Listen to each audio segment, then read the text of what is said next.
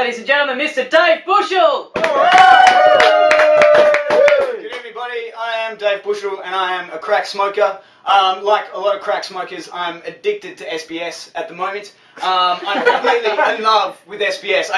They're like Australia's equivalent of Al Jazeera, I think. If you were a terrorist in this country and you were going to launch a terrorist attack against any target, you would give your tape, your pre-recorded tape, to SBS, because you know at least they would say your name correctly. I'm just in love with them. Like, there might be famine in the world, there might be the climate's going to shit, there might be bad politicians in power, but fuck me if Anton Ennis isn't going to make everything okay. You know, like, they've got this one newsreader, this Indian woman called Amrita, and just the way that she says the phrase West Papuan asylum seekers is just like, oh, you fucking sexy bitch. Shit, like, oh no, I'm serious. How can you not fall in love with a woman who writes on her website, and I've checked, as a journalist, I have interviewed leading dissidents and world newsmakers, but I sometimes yearn for the quiet, cerebral life of an academic.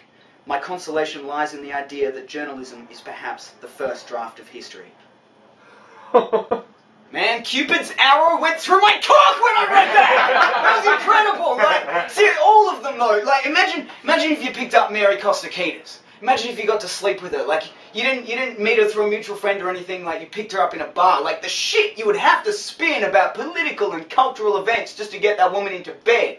You know, you'd have to know what you were doing when you were there. You couldn't just be crap. You know, you couldn't escape through the window the first thing next morning. You'd have to spend time between her legs and, you know, spend a lot of time there, like, cultivate a small economy down there. You know, like a vagina republic or something like that. You know, and she'd look after you the next day. You know, she'd cook you breakfast and shit. Like, Koshy wouldn't do that. You know, he'd fuck you in the toilets at Pony. Maybe, you know, if you bought him a, you know, Woodstock, but if you like all of them though, like Amrita Chima, Mary Costa-Keys, you know, Les Murray, fuck, they're all hot. You'd go to their house and there'd just be, you know, half-empty bottles of wine, and they'd lend you hardcover, first edition bound copies of books and candles and wine bottles that are melted down. It would be incredible, just, and you know, they'd know what it was, and the next day when you leave them and you say goodbye, you'd watch them on the news again, you'd call Mary Costa-Keys up and you go, can I maybe relive that magic with you? And she'd say no, because she's got shit to do. She works for SBS more than any of us. Thank you very much. I've been Dave Bushell.